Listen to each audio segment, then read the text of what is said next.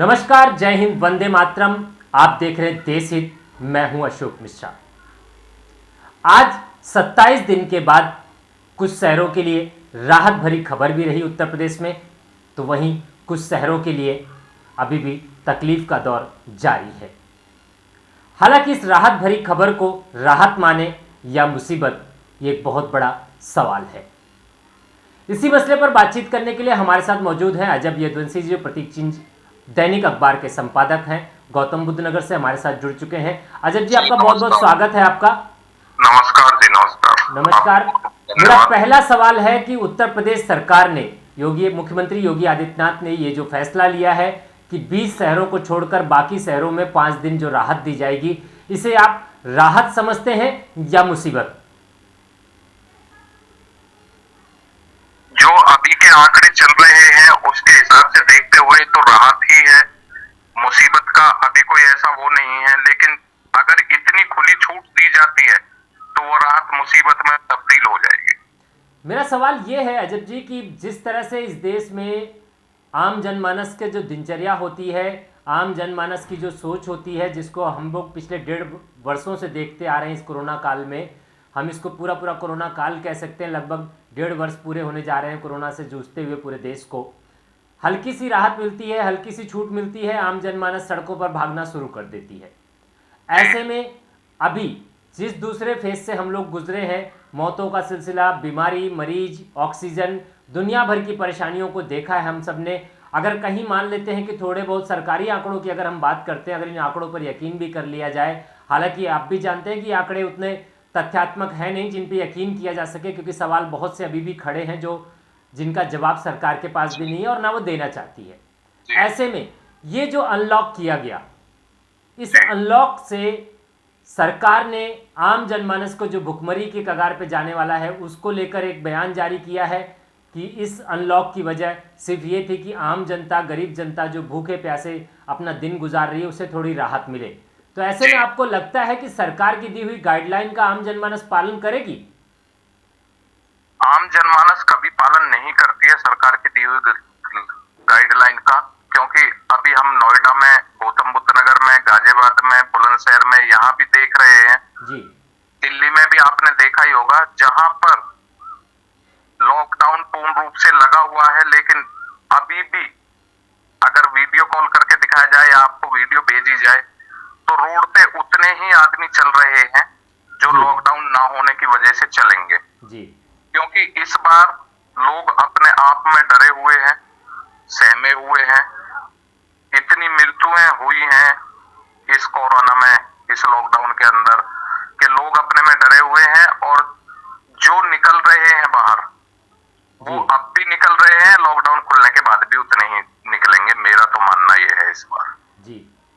लेकिन इसके पीछे एक सवाल ये भी है कि जिस तरह से WHO की गाइडलाइन जारी हुई, WHO आज भी इस बात को दावा कर रहा है कि हिंदुस्तान में एक बार तीसरे फेज का कहर जारी होगा, जो लगभग जून के मिड से लेकर जुलाई तक चलने की उम्मीद, अनुमान लगाया जा रहा है। ऐसे हालात में सरकार का ये फैसला बहुत जल्दबाजी नहीं कहा जा सकता? बहुत जल्दबाजी है। अगर WHO की गाइडलाइन जारी हुई है, अगर WHO का कोई आदेश आया है तो वो मानना चाहिए और उसको देखते हुए इनको अभी ये लॉकडाउन नहीं खोलना चाहिए।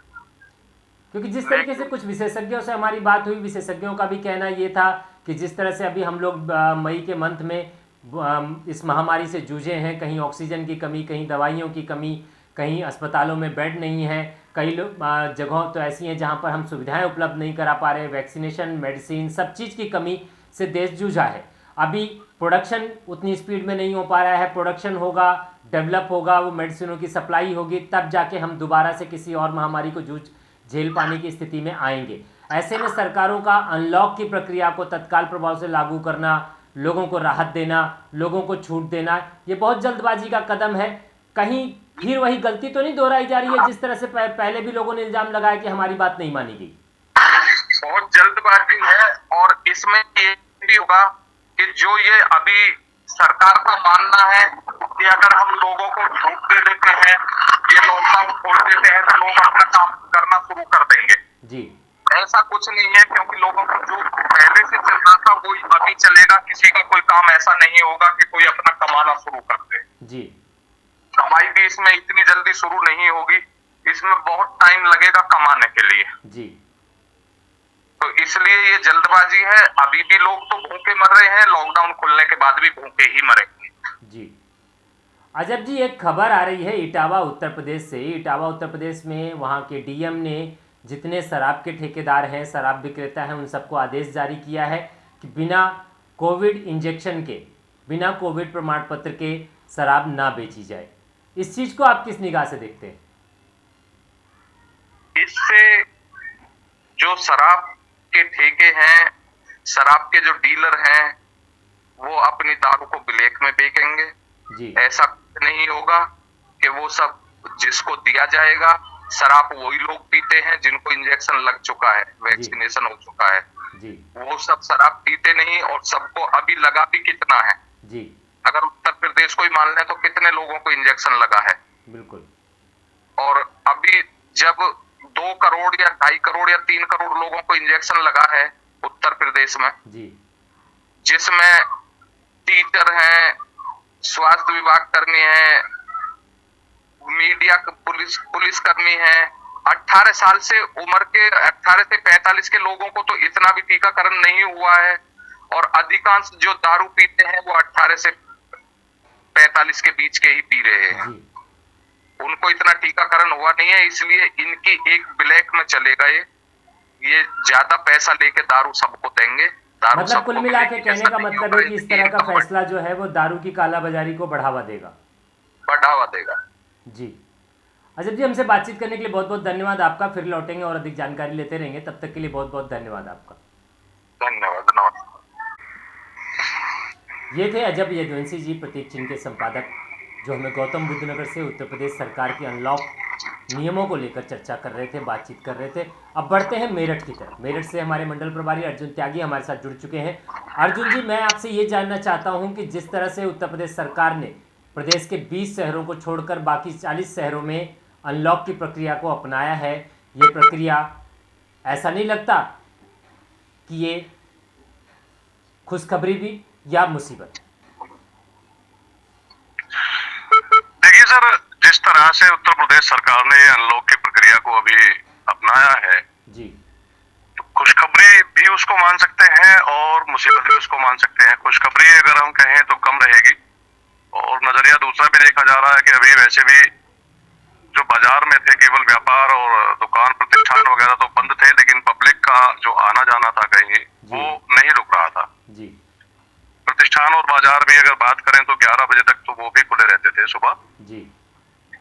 और अभी संपूर्ण लॉकडाउन उत्तर प्रदेश सरकार अभी करने जा रही है जैसे, तो उसमें कहीं ना कहीं जो जरूरत है आदमी की उसको पूरा करने के लिए जो मजदूर वर्ग है, जो गरीब वर्ग है, वो बाजार में भी आएगा, सड़कों पे भी उतरेगा। तो जैसे ही एकदम उतरेगा तो कहीं ना कहीं उससे महामारी के बढ़ने की आशंका से भी इनकार नहीं किया जा सकता है। जी। अर्जुन जी, मेरा सवाल ये है कि जिस तरीके से अभी पिछले 1 हफ्ते 10 दिन पहले देश में जो हालात थे, कहीं ऑक्सीजन, कहीं अस्पताल, कहीं बेड, कहीं वैक्सीनेशन, सब चीज़ को लेकर हम आप एक संघर्ष कर रहे थे। हफ्ता 10 दिन बीतते बीतते थोड़े से आंकड़े अगर नियंत्रण में, सरकारी आंकड़ों की अगर हम बात करें, अगर आंकड़े नियंत्रण में आए हैं, उन नियंत्रण को देखते हुए अचानक से इस तरह से अनलॉक की प्रक्रिया को अपना लेना, कहीं ना कहीं आपको नहीं लगता कि हम इस अपनी मुसीबत को और बढ़ा रहे हैं?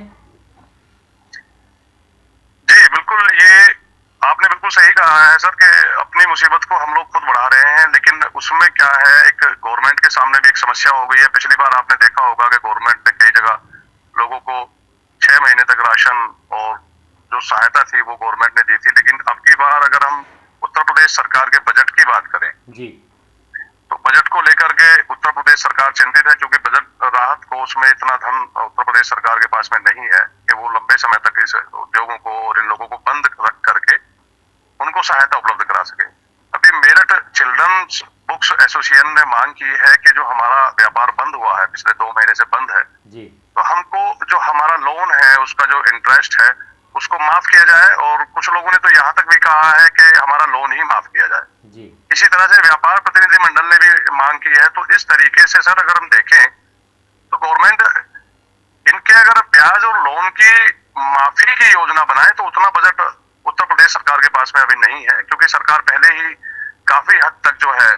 देखिए त्यागी जी, बात आपकी सही है, मैं इस बात से सहमत हूँ। अर्थव्यवस्था तो सरकार से लेके आम जनमानस तक की बिगड़ी है, हर किसी की जेब खाली हुई है, वो बात सच है, बिल्कुल सत्य है, इस बात से मैं भी सहमत हूँ। लेकिन सबसे पहला जो हमारा दायित्व बनता है, इंसान का जीवन, अर्थव्यवस्था दोबारा पटरी पे लाई जा सकती है।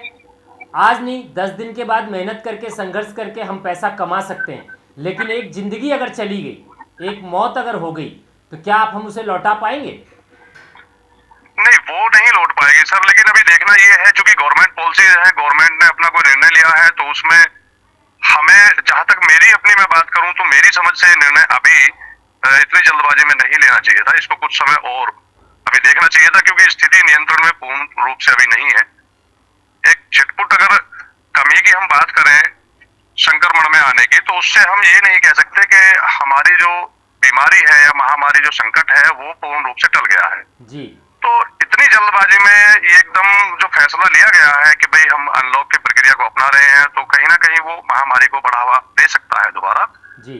और साथ ही साथ मेडिकल और WHO की जो गाइडलाइन है, उसमें उन्होंने ये भी डायरेक्शन दी गई है कि तीसरी लहर जो होगी वो और भी भयावह होगी जी। तो अभी तीसरी लहर का जो आने की संभावना है, 18 साल के बच्चों के लिए काफी विषम परिस्थिति भरी होने वाली है जी। तो उसको भी नजरअंदाज किया जा रहा है।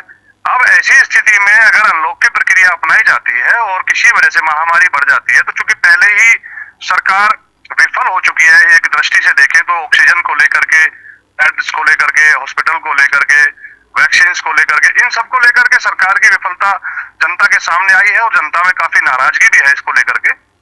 त्यागी जी, मैं आपको अपडेट कर दूं कि जो ये लॉकडाउन लगाया गया, उसमें जो देरी की गई, उसको लेकर IMA, इंडियन मेडिकल एसोसिएशन ने अप्रैल के महीने में भारत सरकार को पत्र लिखा था, प्रदेश सरकारों को पत्र लिखा था।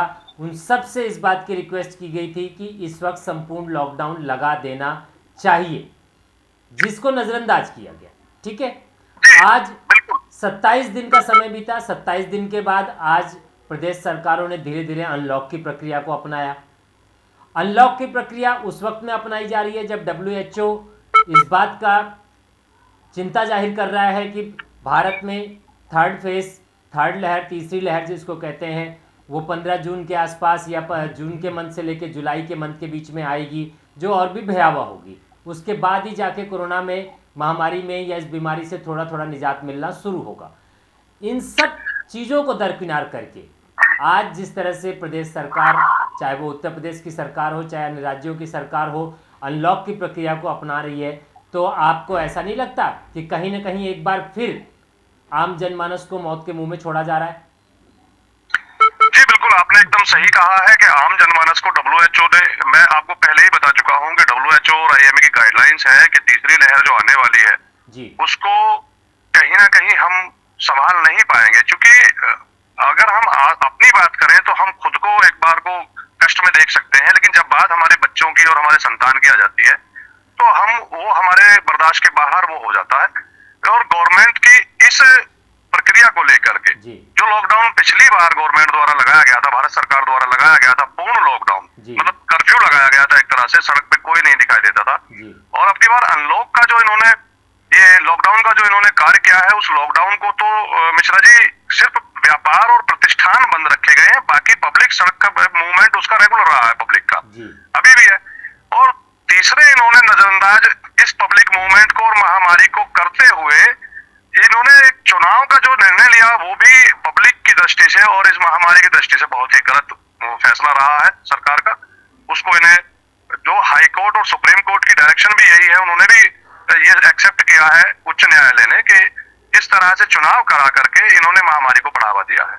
और अब सरकार दोबारा से अनलॉक की, उस पर त्यागी जी ये अनलॉक का फैसला और दोबारा ये अनलॉक का जो निर्णय ले रहे हैं, तो ये एक बहुत ही खतरनाक स्थिति में कहूं तो उसमें भी पहुंच सकता है यदि हम लोग पहले से ही सतर्क ना रहे। सतर्कता की जहां तक बात है त्यागी जी, मैं आपको एक अपडेट देता हूं। मेरी कुछ मेडिसिन प्रोडक्शन करने वाली फैक्ट्रियों में जो लोग काम करते हैं, जो सुपरवाइजर्स हैं, जिनके यहाँ प्रोडक्शन होता है, उन लोगों से, कुछ लोगों से चर्चा हुई कुछ विशेषज्ञों से बात हुई जो इस महामारी को लेकर रिसर्च कर रहे हैं विगत 2-3 दिनों में, उन सब से मेरी चर्चा हुई। उन सब ने इस बात की चिंता जाहिर की है, उन सब ने इस बात का डर पैदा किया है और बताया है अपनी बातों में। उन्होंने कहा कि हमने सरकारों से, हमने प्रदेश के प्रधानमंत्री से इस बात की चर्चा की, पत्र लिखे, सब चीज़ कहा है कि अभी इतनी जल्दबाजी में अनलॉक की प्रक्रिया को ना अपनाया जाए।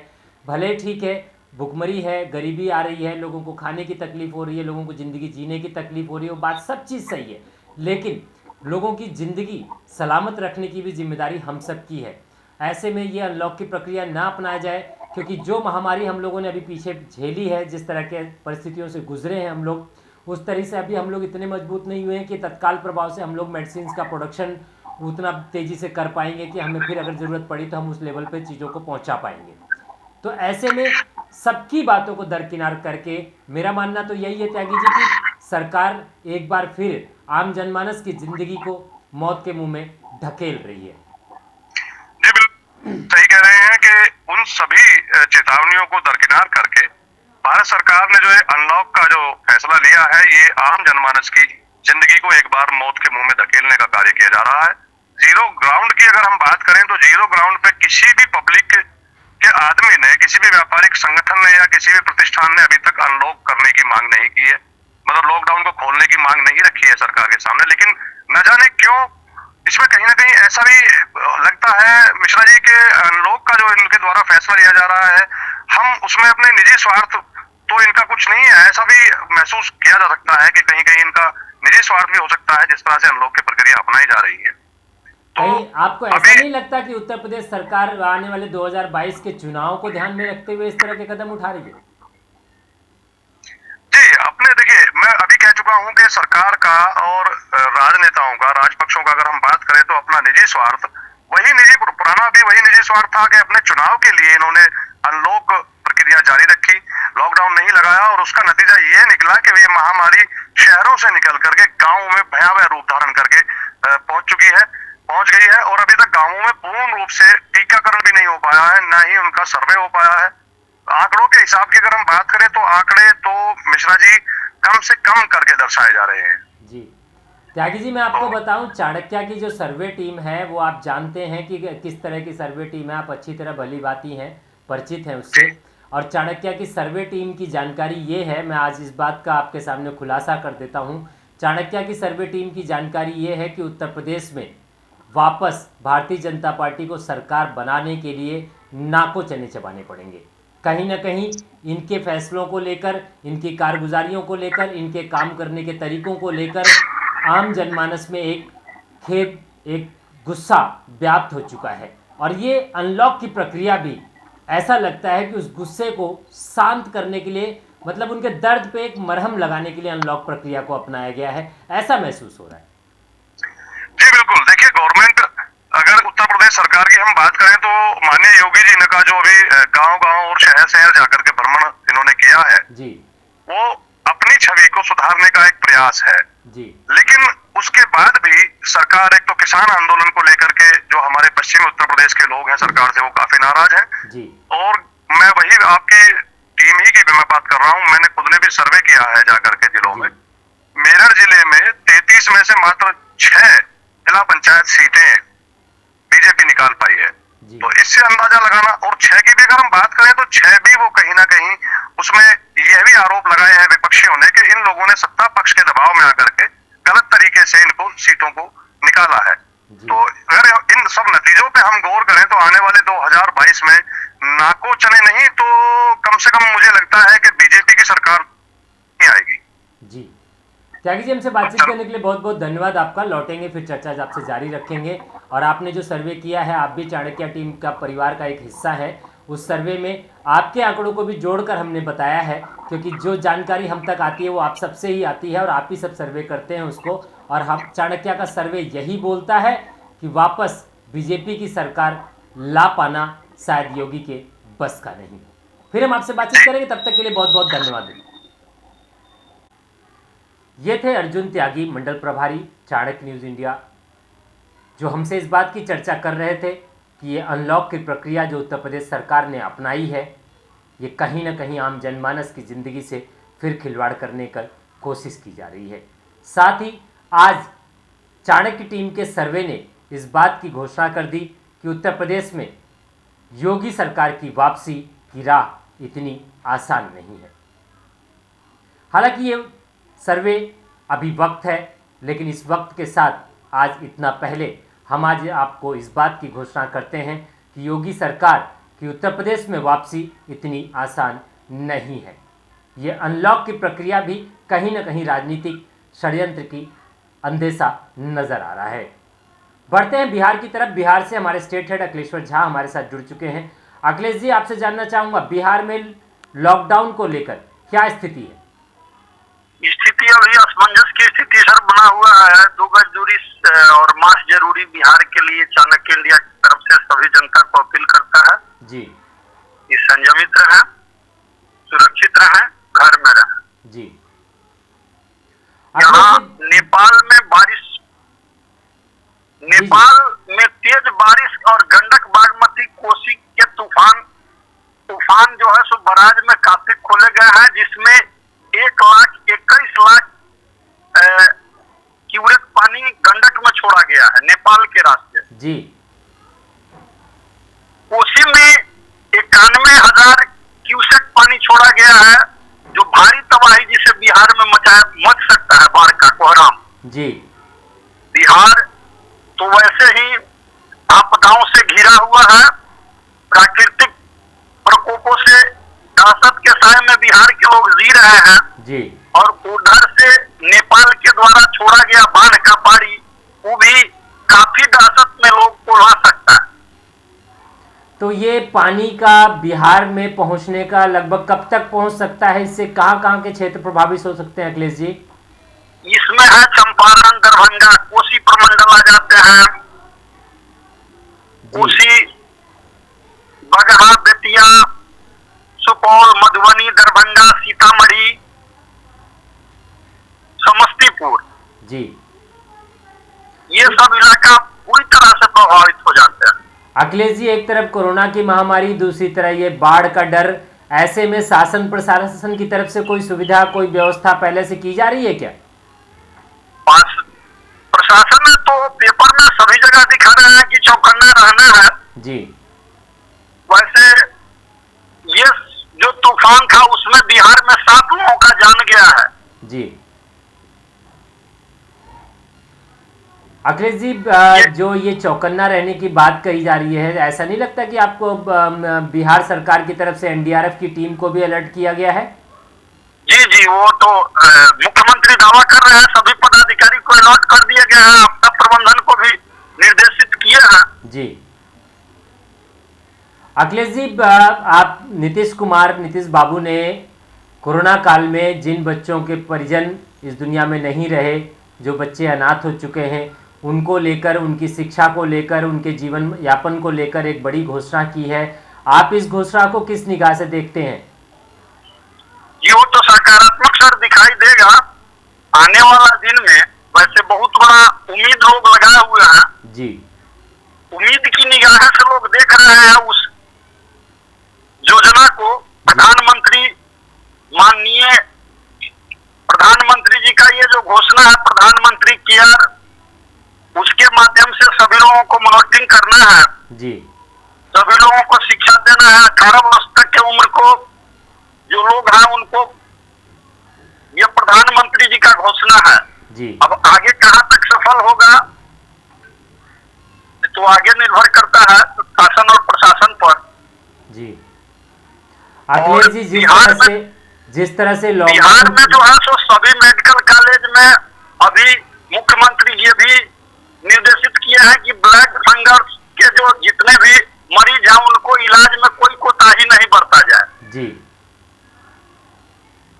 दूसरी बात है सर, बिहार में पंचायती राज के पंचायत सरकार में नियुक्तियां होंगे। प्रशासन पंचायती राज एक्ट में संशोधन की तैयारी में जी। प्रशासनिक नीतियां निर्णय नहीं ले पाएंगे, रूटीन कार्य करेंगे जी। त्रिस्तरीय पंचायत में त्रिस्तरीय पंचायत व्यवस्था में ग्राम कचहरी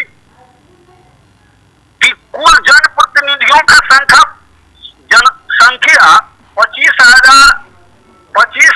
8,760 है, जी जिसमें 2.5 लाख प्रतिनिधि कार्यालय को समर्पित है जी और प्रशासन में बहाल होने के बाद गांवों की विकास प्रक्रिया में से बाहर हो जाएंगे।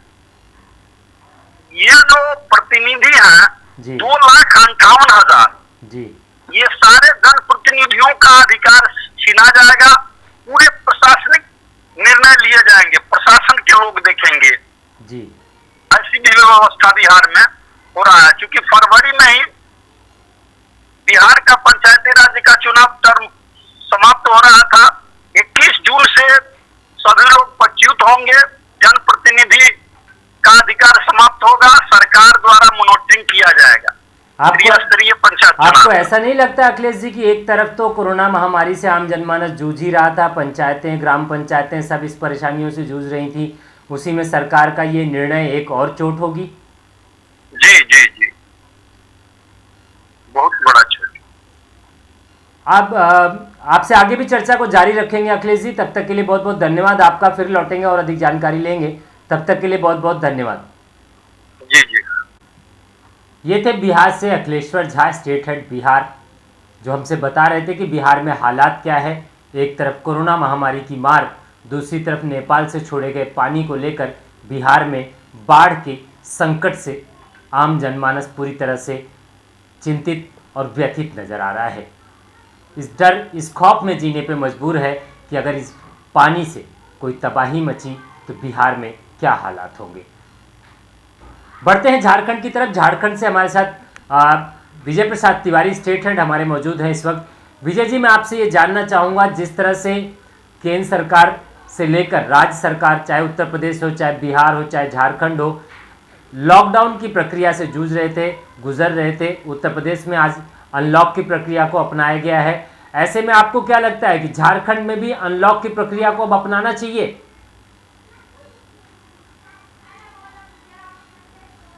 उम्मीद तो यही जताया जा रहा है कि झारखंड सरकार भी 3 तारीख के बाद, 3 जून के बाद अनलॉक की प्रक्रिया अपनाएगी। मगर स्थिति बड़ा ही दयनीय है झारखंड का। अभी आप तो 18 वर्ष से अधिक उम्र वाले लोगों के लिए टीकाकरण कार्यक्रम नहीं हो पा रहा और जिसके चलते सभी जो केंद्र हैं टीकाकरण के, सारे केंद्रों को बंद कर दिया गया। 5,000 से ज्यादा लोग रजिस्ट्रेशन कराकर स्लॉट बुकिंग का कर रहे हैं इंतजार कि कब मेरी बारी आएगी टीकाकरण की। और इस स्थिति में अगर अनलॉक कर दिया जाता है, लॉकडाउन खोल दिया जाता है, तो शायद फिर से स्थिति काबू से बाहर हो सकती है। जी बिल्कुल, मैं आपसे ये जानना चाहूँगा तिवारी जी कि सरकार अपनी नाकामयाबी को छिपाने के लिए, जिस तरह से आम जनता में उनको गुस्सा पैदा हो रहा है सरकारों को लेकर, चाहे वो किसी भी राज्य की सरकार हो, उन सरकारों को लेकर आम जनता में जिस तरह का गुस्सा पैदा हो रहा है, आपको ऐसा नहीं लगता कि अगर इस अनलॉक की प्रक्रिया को झारखंड सरकार अपनाती है तो कहीं ना कहीं उस गुस्से पे मरहम लगाने की कोशिश है?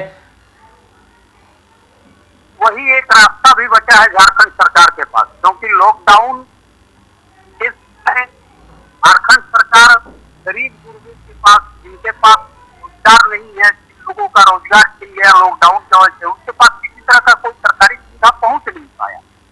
तो अब लोग ये कह रहे हैं कि भाई लॉकडाउन खोल दिया जाए तो लोगों को राहत मिलेगा। तो मतलब तो वही है कि वो सहानुभूति बटोरने का प्रयास कर रहे हैं झारखंड सरकार। मतलब लोगों को मौत के मुंह में ढकेलने की कोशिश, फिर से सहानुभूति हमें चाहिए, बात खत्म। वही क्रिया को फिर से दोहराने का प्रयास किया जा रहा है। अब एक बार चोट लगी तिवारी जी, ऑक्सीजन, दवाई, अस्पताल, बेड, इन सब को चीज़ों को लेकर हम सब लड़ते रहे। आज अगर थोड़ी सी लॉकडाउन की वजह से राहत मिली है, प्रदेश सरकार अनलॉक की प्रक्रिया की तरफ बढ़ गई। अनलॉक की प्रक्रिया के बाद आपको क्या लगता है कि अगर दोबारा से वही परिस्थिति, वही स्थिति पैदा होती है तो इस बार कोई बच पाएगा क्या? इस बार उससे भी भयावह स्थिति उत्पन्न हो जाएगी जी। तो WHO तो पहले से ही घोषणा कर रही है और कर चुकी है कि अगर कोरोना का तीसरा लहर आया तो इससे भी भयावह स्थिति होगी। और किसी तरह अभी लोग संभल ही पाए थे कि अनलॉक का क्रिया फिर से चालू कर दिया गया है और उम्मीद जताया जा रहा है झारखंड सरकार भी अनलॉक प्रक्रिया प्रक्रिया में शामिल होंगे। और अगर ऐसा होता है तो शायद जानबूझकर हम फिर से वही प्रक्रिया को दोहरा रहे हैं जो इसके पहले दूसरे लहर में हम लोग भोग चुके। आपको ऐसा नहीं लगता कि पूरे देश में तबाही मचाने की एक साजिश सी लग रही है ये? हाँ सर, अपने राजनीतिक लाभ को एकत्रित करने के लिए आम जनमानस को मौत के मुंह में ढकेलते हुए नजर नहीं आ रहे ये लोग? बिल्कुल बिल्कुल, हर क्षेत्र में राजनीति हो रही है। अभी आप हमारे यहाँ ये देखेंगे कि झारखंड में 50,400 बोरी गेहूं ये कोरोना से पीड़ित लोगों को बांटने के लिए भेजा गया था पंजाब जी, जो रेलवे द्वारा बनाया गया था। जी। इसको स्टेशन में करके रखा गया, स्टॉक करके रखा गया। और यह तूफान का सूचना मौसम विभाग के पखवाड़े पहले से दे रही थी जी। उसके बावजूद लोग और अधिकारी इस बात से सजग नहीं रहे और उतना 5 करोड़ रुपए कीमत की गेहूं, 50,400 बोरी गेहूं जो पूरी तरह भीग गई। अब एक दूसरे पर लोग लांछन लगा रहे हैं, पक्ष और विपक्ष राजनीति कर रहे हैं। झारखंड सरकार हाथ खड़ी करती है, उनका कहना है कि हम हैं तो ये राजनीति है हमारे देश की, हमारे राज्य की, जहाँ के जनता अपनी रोटी से जनता को हर स्तर पर। मतलब कुल मिलाकर आपका कहना है कि झारखंड की जनता सिर्फ भगवान भरोसे, राम भरोसे। जी। तिवारी जी, अभी झारखंड में यास तूफान को लेकर भारी बारिश तूफान का सामना आप सबको करना पड़ा वहां पर, अभी क्या हालात क्या है? अभी भी बारिश रुक रुक कर हो रही है जी। दिन भर में मुश्किल से 2 घंटे सूर्य अगर दिखाई दे जाए तो बहुत है। रांची में तो लगातार बारिश हो रही है, 24 घंटे तक अलर्ट जारी किया गया है कि लगातार 24 घंटे तक बारिश होगी। कहीं कहीं बिजली कड़क रही है, बिजली कड़कन से मौत भी हो रही है लोगों की। और बारिश से लोगों का जीना मुहाल हो गया है, नदियों का जलस्तर बढ़ गया है।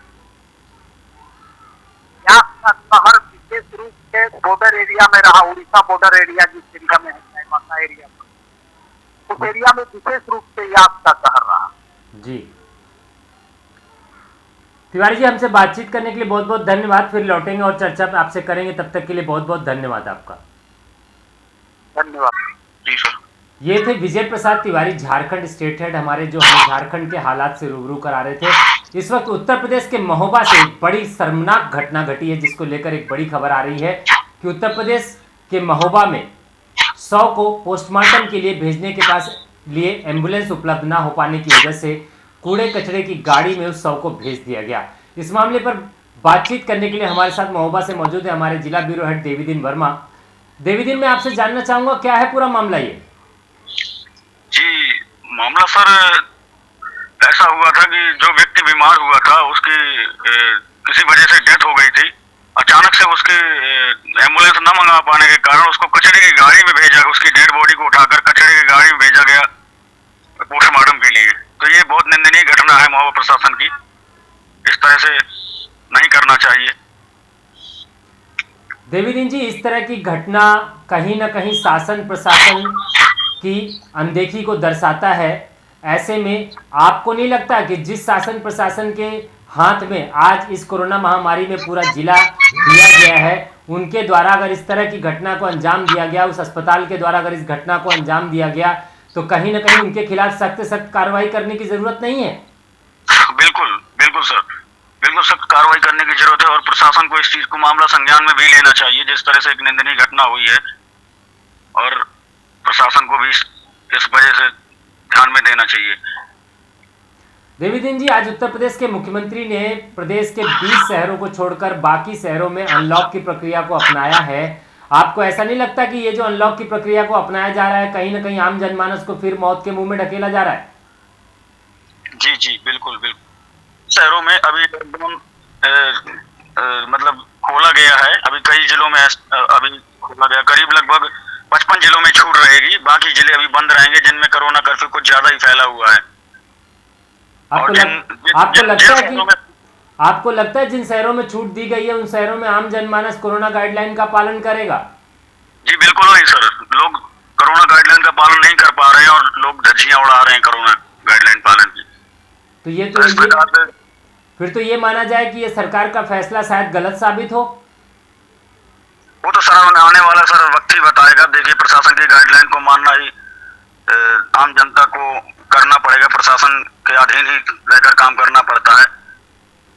अब ये तो आगे वक्त ही बताएगा आने वाला क्या होता है इसमें। जी, हमसे बातचीत करने के लिए बहुत बहुत धन्यवाद। मैं एक बार फिर खबर को दोहरा देता हूं। आप सबको बता दूं कि महोबा में एक शर्मनाक घटना आज सामने आई है। एक मरीज जिसकी मृत्यु अस्पताल में हो गई। अस्पताल प्रशासन की कार्रवाई को लेकर बहुत बड़ी एक शर्मनाक और निंदनीय घटना सामने आई। उन्होंने पोस्टमार्टम के लिए 100 को एम्बुलेंस से न भेजकर कूड़े कचरे की गाड़ी से भेज दिया। ये एक बहुत ही घोर निंदनीय घटना है। हमसे बातचीत करने के लिए बहुत बहुत धन्यवाद देवीदीन। आपसे फिर संपर्क करेंगे, तब तक लेंगे और जानकारी।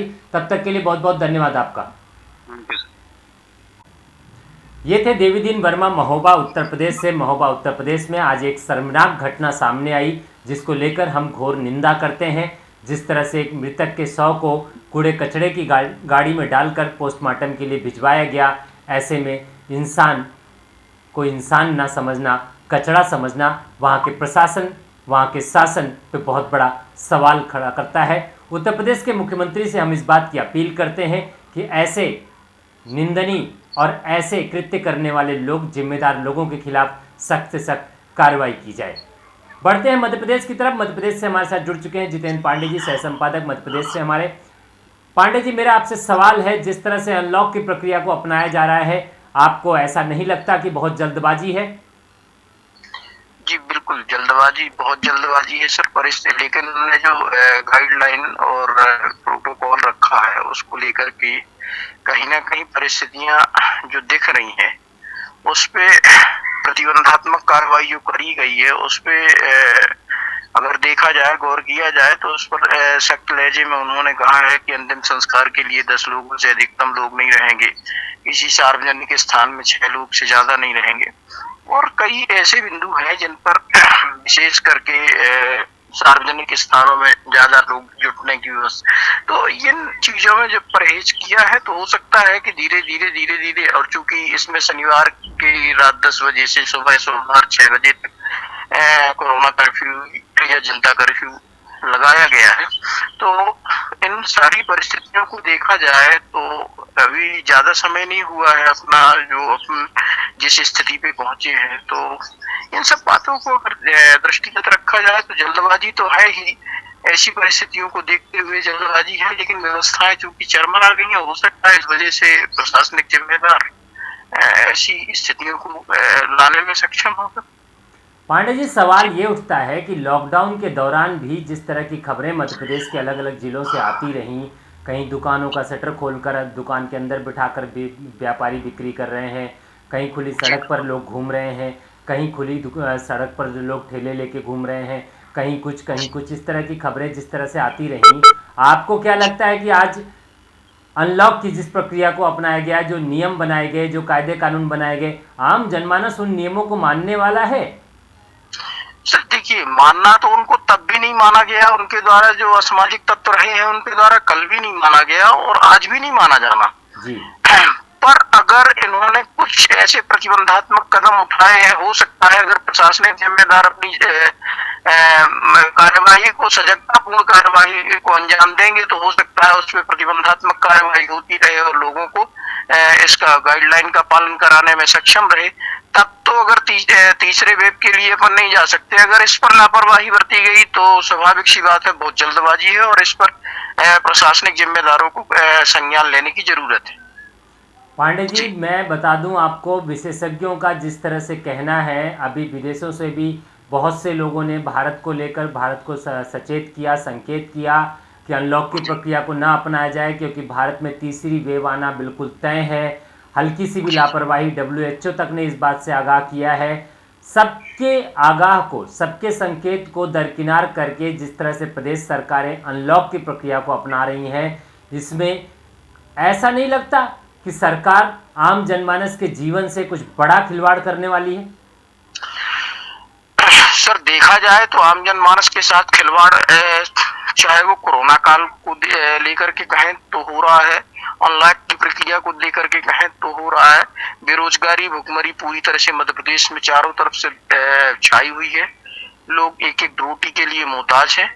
इनने जिम्मेदारों के द्वारा जो कहा गया कि हम 3 महीने का राशन देंगे, 5 महीने का राशन देंगे, 2 महीने का केंद्र सरकार, 3 महीने का राज्य सरकार, मुझे नहीं लग पा रहा है कि लोगों को 5 किलो राशन में क्या महीने भर कैसे वो चला पाएगा, कैसे इस परिस्थितियों से जूझ पाएगा, क्योंकि काम उनको मिल नहीं रहा, नरेगा मनरेगा के काम संचालित नहीं हो रहे हैं, जो हो रहे हैं उन पे मशीनें चल रही, तो भ्रष्टाचार भी एक और चरम पर है। दूसरी ओर लोगों के जीविकोपार्जन के लिए कोई पर्याप्त साधन नहीं है।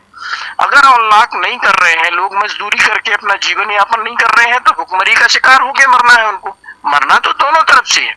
ऐसी परिस्थितियां निर्मित हो गई हैं, ऐसी परिस्थितियां बन चुकी हैं कि लोगों को मरना सुनिश्चित हो गया है, चाहे वो भुखमरी का शिकार होके मरे, चाहे वो कोरोना को लेकर के मरे जी। ऐसी परिस्थितियों में लोग जिए तो जिए कैसे, उनका जीना तो दूभर हो गया। अब प्रशासनिक जिम्मेदार कह रहे हैं कि हम व्यवस्थाएं कर रहे हैं, पर मेरे अनुमान से जो उनके द्वारा गाइडलाइन दी जा रही है, उनके द्वारा सेवाएं की जा रही है, उनके द्वारा जो भोजन व्यवस्था कराई जा रही है, 5 किलो गल्ला में कहीं 30 दिन का भोजन कैसे एक आदमी चला सकता है? क्या वो 50 ग्राम खाएगा साहब? 50 ग्राम थोड़ी खाएगा दिन में। बिल्कुल। जो इनकी जो मानसिकता है, जो केंद्र सरकार और राज्य सरकारों की मानसिकता है कि हम 5 किलो गल्ला देकर के 30 दिन का भोजन, क्या 30 ग्राम में वो पूरा दिन काटेगा? ऐसा संभव नहीं है, ऐसा इनका मानना है, पर ऐसा संभव है नहीं। उनको मजदूरी करना पड़ेगा, जीवन यापन के लिए अपना कहीं ना कोई कदम उठाने की आवश्यकता है, चाहे वो अनलॉक करें या ना करें, चाहे वो कोरोना को लेकर के अपने कोरोना जनता कर्फ्यू को बरकरार रखें, लेकिन लोग भुखमरी का शिकार नहीं होंगे, मजदूरी करेंगे और करना उनकी मजबूरी है। जी पांडे जी, आपको ऐसा नहीं लगता कि जिस तरह से राज्य सरकार पर आम जनमानस का भरोसा खत्म हो चुका था, आम जनमानस के अंदर राज्य सरकार को लेकर बुरी तरह से गुस्सा भर चुका था, उस गुस्से पे थोड़ा सा मरहम लगाने के लिए एक बार फिर आम जनमानस को मौत के मुंह में ढकेल दिया गया? सर, स्वाभाविक सी बात है, ये बिल्कुल यथार्थ सत्य है कि इनने इतनी जल्दबाजी करी है। मेरे मतानुसार जो स्थितियां अभी मई के महीने में मुश्किल से 15 दिन हुए हैं, करीब 15 दिन पूर्व जो स्थितियां निर्मित थी, उन स्थितियों को अगर दृष्टिगत रखा जाए तो कितनी भयावह स्थितियां थी। 15 दिन के करीब आसपास धीरे कुछ सुधार हुआ है, लेकिन अगर अपन पुनः इसी तरह से प्रक्रियाएं बनाए रखेंगे, क्योंकि जो करने वाले लोग हैं, जो हरकत करने वाले लोग हैं, उन्होंने करी है, उस दौरान भी करी है जब आपका कोरोना कर्फ्यू लगातार जारी था। अगर आप कुछ चीजें संचालित कर रहे हैं तो उनको तो पूरी स्वतंत्रता मिलने वाली है भाई। तो अगर जल्दबाजी कर रहे हैं, जनता के साथ खिलवाड़ किया जा रहा है और व्यवस्थाएं नहीं करी जा रही हैं, तो तीसरी वेव आना स्वाभाविक सी बात हो रही है। आपको ऐसा नहीं लगता पांडे जी, राज्य सरकार व्यवस्था कर पाने में असफल और अपनी असफलता को छिपाने के लिए ये अनलॉक प्रक्रिया को अपनाया गया? जी बिल्कुल, पूर्णतः सत्य है, 100% सत्य है सर, कि प्रदेश सरकारें अपनी जो कहा जाए कि अपनी कर्तव्य निष्ठा है, एक दायित्व है, उसका निर्वहन न कर पाने की वजह से अनलॉक की प्रक्रिया को अपनाया गया है। अगर वास्तविक दृष्टिकोण से गहराई से और गंभीरता से चिंतन किया जाता तो ये 15 जून के पहले अनलॉक की प्रक्रिया को अपनाना मेरे मतानुसार उचित नहीं था, न्याय संगत नहीं है। ये सामाजिकता के साथ एक गलत रवैया है और सामाजिक लोगों के साथ ये दुर्भावना है। जी पांडे जी, आप पन्ना मध्य प्रदेश में मौजूद हैं, इस वक्त पन्ना मध्य प्रदेश में क्या हालत है? सर, मैं पन्ना की स्थिति कहूँगा, मैं आज इस बात से खुश भी हूँ कि पन्ना जो पूर्व की स्थितियां थी उनको लेकर के आज 0.5% के आसपास स्थितियां हैं। 8 से 9 लोग जो है कल पॉजिटिव मिले हैं और पूर्व से बहुत अच्छा परिणाम देखने को मिल रहा है, और वो जो पूर्व परिस्थितियां थी उनसे बहुत अच्छा अपन को रिजल्ट मिला है। तो जो देख पा रहे हैं लोगों ने सहयोग भी किया, क्योंकि मैं संपूर्ण श्रेय, अगर मेरा दृष्टिकोण अगर देखा जाए तो मैं जो संपूर्ण श्रेय अपने उच्चाधिकारियों को, वरिष्ठ अधिकारियों को देना चाहूंगा। यहाँ के जिम्मेदारों ने, चाहे वो पुलिस विभाग के हों, चाहे वो जिला कलेक्टर पन्ना, और उनके मातहतों ने भरपूर सहयोग दिया है और जनता ने पर्याप्त उसका पालन भी कराया है। पालन किया है तो उसको लेकर के हम उस भयावहता की ओर नहीं जा पाए हैं, अंकुश लग गया है और चैन जी।